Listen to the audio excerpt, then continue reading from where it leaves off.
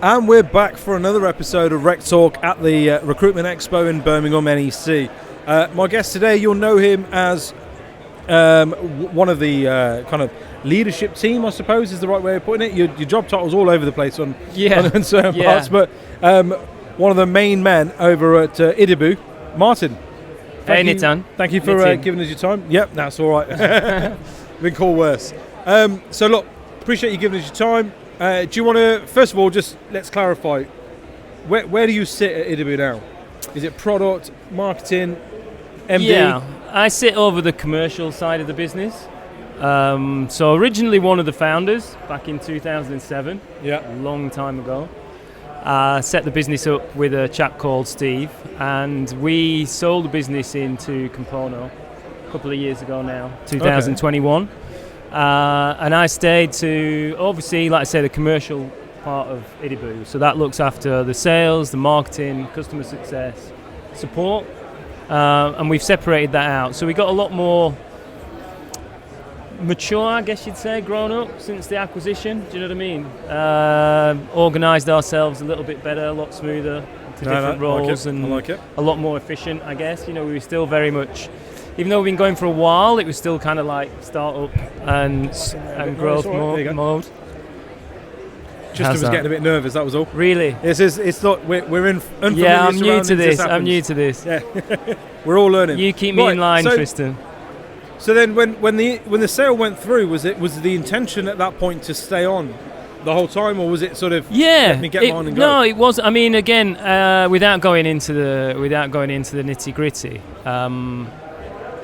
my plan was to work with the team to take Idibu to the next level. It wasn't necessarily to sell and get out. Do you know what I mean? It was to change the dynamic of the business, to bring in new influence, to bring in new ideas, to bring in a different way of doing things. We got the Australian operation to look to other regions as well and grow the business. So amazing. For me, the story hadn't ended at that point. Do you know what I mean? It was just a new chapter. Yeah, exactly. I love that. Exactly. Right. So for those who don't know, give us the elevator pitch. What is Idibu, and why do I need it for my recruitment business?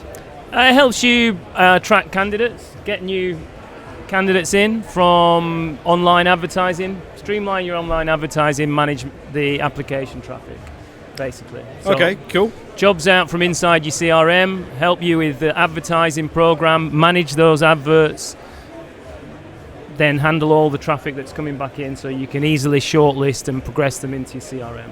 Okay, and what's the differentiator then? Because there's a handful of products in the space that do that already, right? Yeah. And do a variety of kind of other things. What's the thing that sets Idibu apart? Probably the integrations that we have.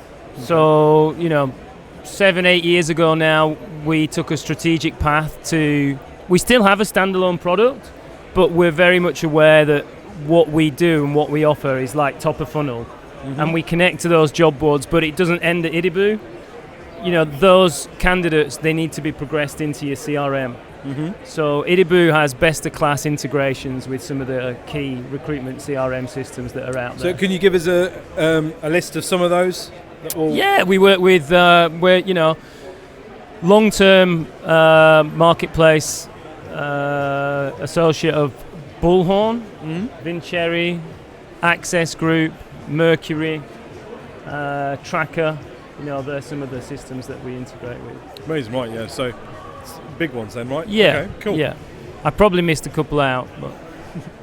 So if you're in that candidate attraction space, then you guys must get some real insights as to what some agencies are doing really well in terms of attracting candidates and getting them in from job boards onto their CRMs, and equally, by contrast, you must see what some agencies don't do so well, right? So can you give us a few kind of hints and tips and some hacks that people need to be aware of that perhaps they haven't thought about? I think the main one is that you've got to, whatever you're doing, I mean, it's a cliche, right? But whatever you're doing, you've got to be measuring it. So first step is understand what it is that you're doing, because like you said, some people will be doing things wrong, some people will be doing things great, a lot of people in between. But you've got to actually understand. So, without doing a hard sell for Idibu, we give you reports. Sell away, that's what you're here for. We give you a full reporting suite that shows you where you're advertising, which teams are advertising, which consultants are advertising, where, when, what response they're getting, which channels it's coming in from, the quality of that response, not just the quantity, and then how it's being actioned. So from there, you've got a great starting point to say, hey, that channel might be producing big numbers, but actually we're rejecting a huge part of that. Or for whatever reason, the team's not processing them. So we've got a huge amount of unread applications that we're not doing anything with. I see. Yeah. So you can then start to look at the return on investment that you're getting from those channels. You can then start to dig in. So part of what we do with our team is we'll feed back and utilize those reports. We work with like a success package, and we'll say these are your top performing channels, and these are the ratios of applications that you get in. These are the quality breakdown, and we feed that back into you. So then at least you've got a good understanding of what's actually happening, right? You know where you're posting to, which channels are performing, what's the best time of day, which days of the week for which types of roles are going to be getting you the best results. Then you've got to be looking at the quality of ads that you're putting out. So a lot of customers that are just getting a job description. We just released a great ebook working with Mitch Sullivan, who you might know. I know Mitch well, yeah. For recruiters, great guy and do some great things. We just released an ebook with Mitch that's about, writing the best job ad you've ever written. And so, putting stuff in like great hooks, talking about what's in it for you or what's in it for me to the prospective candidate that's actually getting some eyeballs and getting some action on that job ad, that is going to differentiate you. Because if you're just using even a chat GPT, or you're just pasting the job description out to a job board, you're not going to get, you're going to get either a bad response or a huge response from people that are not right for the role. Can you, let me not challenge that a little bit, but just sort of like, I know the other side of this in that there are a subsect of recruiters who genuinely believe, depending on the markets in which they operate, that the quality of your job advert makes absolutely no difference to your application rate, because there are certain sectors and certain industries where candidates simply read the job title, the salary, the location, and now maybe the setup, and then kind of go from there. So actually the body doesn't even get read. Is that a fair comment? I mean, yeah, we're talking generalizations here. So clearly there are some sectors, there are some industries, there are, depends on what you're recruiting for, where that's going to apply more so than others. Yeah. Do you know what I mean? That's absolutely fair. There are some industries and some agencies that need people that are available, that are within a distance, that can be there tomorrow, and they just want those applications in. Do you know what I mean? No, that's right. So again, that's about understanding where you want to advertise that type of role, what time of day, making sure you've got quick and easy visibility, that the tools that you're using allow you to summarise that application and get a short list. We were just talking about you. You need to come here and... The only reason I come out is to stop people We were just... So Mitch Sullivan, just so those who can't see right now, Mitch Sullivan's just walked... Just as he was talking about the ebook and that weird kind of thing. So actually, it's a good chance to, we'll break the fourth wall a little bit here. Mitch, do you want to come and talk about the ebook you've just done with Idibu? Do you want to come and just do a quick 5 minutes on the ebook you've just done with Idibu? No. We're live right now. You now have to. Yeah. There you go. No, you can have my seat. There you go. Hey, Mitch. Hi. We were just saying about kind of the importance of the advert and that kind of thing. So Nitin was just saying it didn't matter if the advert was good quality or not. Who said that?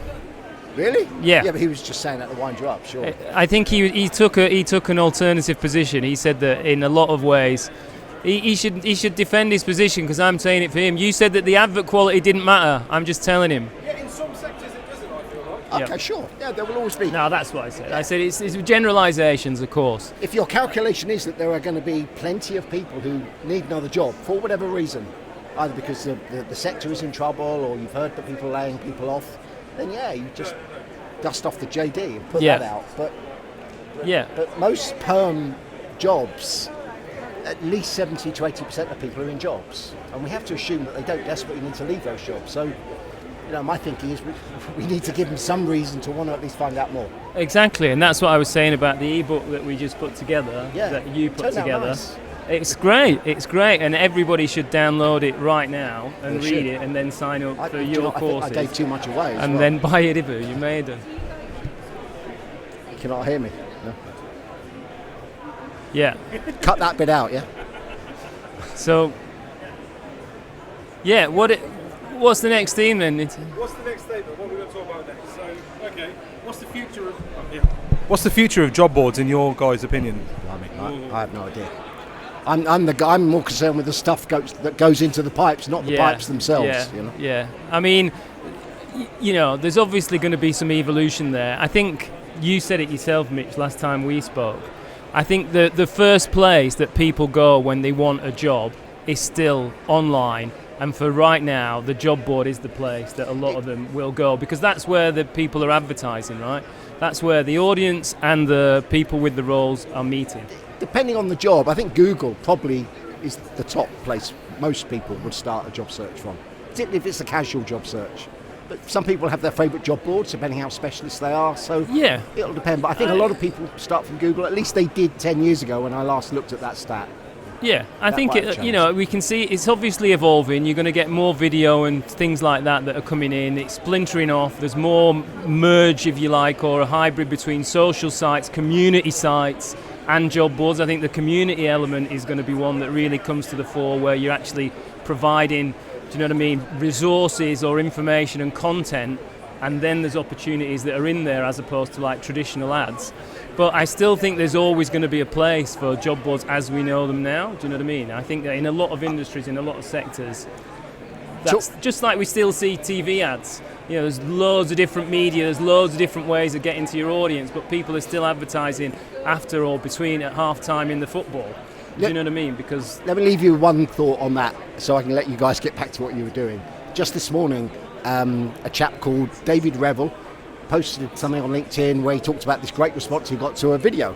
It was a job ad video. And he showed the response he got from one of the people, just praising how good it was, and he wasn't really looking, blah, blah, blah. And the point I made on his post was, and I know this to be true because I know him and he's done my training, I said, you're only good at making good job ad videos because you know how to write a good job ad, because the process is exactly the same. Exactly the same. Exactly. So, all right, can I go? Apologies. Catch you later. Yeah, I think that's a really interesting point. Is to start kind of video is obviously the future, right? LinkedIn are investing heavily in video. It's now on the app and encouraging people to post more. But you got to script a good video, especially if you're kind of a recruitment agency that's trying to talk about a job. In the same way you write a creative job advert, you've got to script a creative video to be able to deliver that. Yeah. And I think it's interesting because companies like yourselves, Adver, and your competitors, I think are going to be integral in A, the survival of job boards, but B, kind of encouraging that multi-posting out to new channels rather than just the traditional job boards. Because absolutely, you're right. The social media element is massive and is far easier to target people on social media now than it ever has been. So is that stuff that you guys, I'm assuming that's stuff you're already considering and looking at. Is there anything that you can tell us that maybe features and stuff that we can expect to come? There's nothing that I can give away too specific now. So G14 classified. But yeah, I mean, it's not going to be a surprise to anyone that we've got an AI working group. We've not dove in there too early, because there's a lot of considerations around privacy and data protection and things like that when you're talking about people and applications. And I don't think it works just sort of flat. Here's a different ad. Because I think that just presents a different problem if you're just using AI to craft a different advert now. So yeah, that's an area that we're looking to with regards to better matching and shortlisting. But without getting too specific, what you're talking about, what we were talking about with the evolution of advertising and the progression of different channels and different types of media, yes. and focusing on how we help agencies do that, not across just job boards, and also for us to focus on that shortlisting aspect. So here's your advert, here's the attraction piece, here's the traffic that's coming back in. How do I make my way through that and get to the and that's where the AI quicker. comes in, right? Where if you can train it and if you can prompt it to go, these are the things that I'm looking for out of these applications, it's a very quick way of taking 500 applications down to a manageable amount. Exactly, and just shine a light on giving you a solid starting point. Yes, and then working as efficiently as we can and as good as we can, grabbing as much data as we can from the source, so it's data rich. And getting that into the CRM. I love that. There we go. Right. So how do people get in touch with Idibu? What's your sales process? That kind Usual of thing. stuff. Hit us up on the website idibu.com. You can find me on LinkedIn. You can find the business on LinkedIn. We're pretty prominent on social media. We've got a Twitter X site. I still call it Twitter. Sorry. So yeah, you can find us there. Amazing, mate. Thank you so much for your time. Really appreciate this. We'll see you on the next video. Thank you. Cheers. That was good. Very unconventional. Apologies.